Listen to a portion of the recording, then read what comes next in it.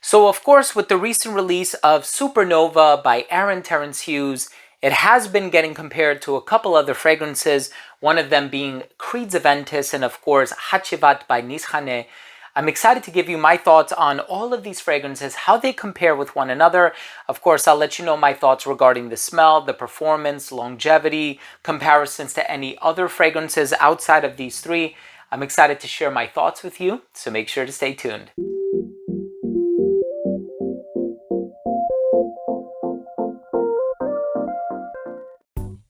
Now, before I begin today's episode and I give you my thoughts on these three fragrances, Creed AVENTUS, which came out way back in 2010, Supernova, which came out this year, and then HACIVAT, which came out in between, I do want to start the video off first by saying that if you're a fan of fragrance-related content, please do consider supporting the channel by subscribing to it.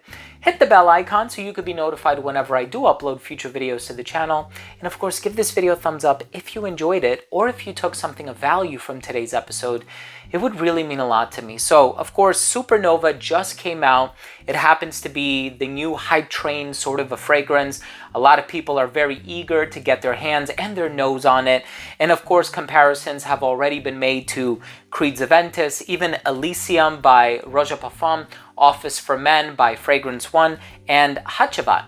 So with all of these comparisons, we have a pretty good idea of what it's going to smell like. Fruity, juicy, citrusy, effervescent, maybe a touch vanillic, maybe a touch smoky, who knows?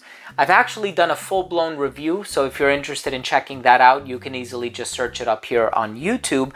But of course, I did want to take the time to sort of go over all three of these fragrances and let you know, in my opinion, what the significant differences are, especially if you're on the market for purchasing one of these fragrances. Then maybe this video will help you delineate and make a determination as to which one you think you might like over the others, especially if you haven't had the opportunity to sample any of these fragrances. Links are going to be down below if you are interested in checking out any of these fragrances. And of course, there's always a method by which you can sample them. I would never recommend that you go out there and pay $500 for a bottle of something that you don't even know what it smells like, right? So let's go ahead and start with Creed AVENTUS. Of course, this one came out in 2010. Pineapple, apple, blackcurrant, birch, cedarwood, vanilla. It's smoky, it's earthy, it's a little woodsy, it's very fresh, bright, citrusy. The bergamot and pineapple combination is very, very strong. It's a fruity chypre, and it's a very popular fragrance. Now, in terms of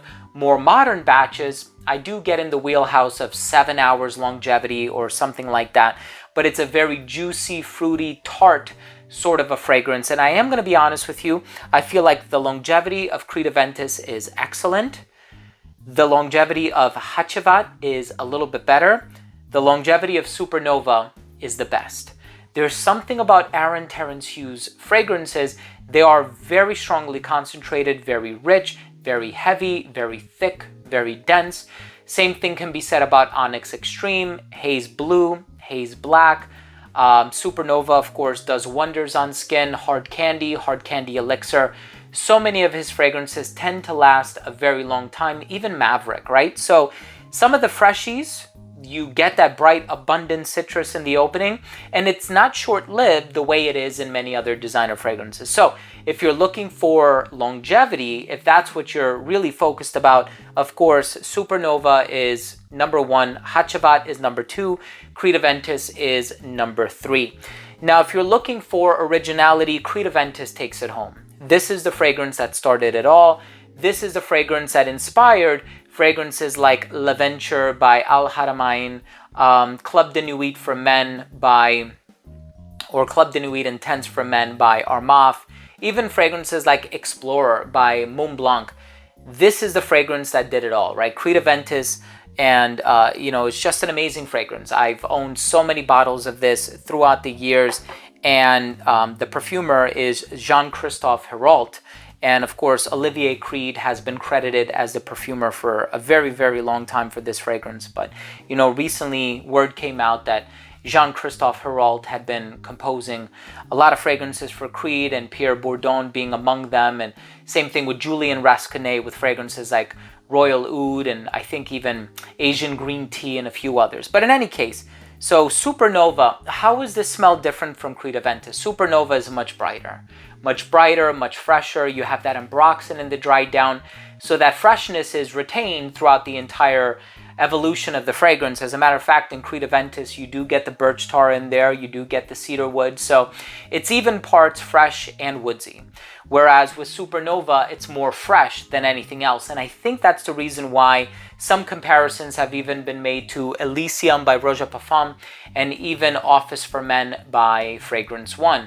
Both of those fragrances tend to be on the fresher side of things, and Supernova is unquestionably fresh. Perfect for the summertime, whereas Creed Aventus is more of an all-year-round type of a fragrance. I think Supernova is perfect for spring and summer.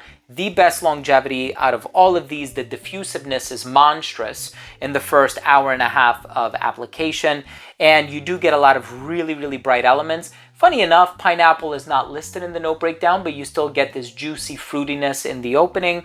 There's nothing dark or smoky about it, in my opinion. It doesn't have any rough edges, and it's a huge compliment getter. I've been wearing it to work so much. If you were to shine a light through it, you would see that I've made a sizable dent in my bottle.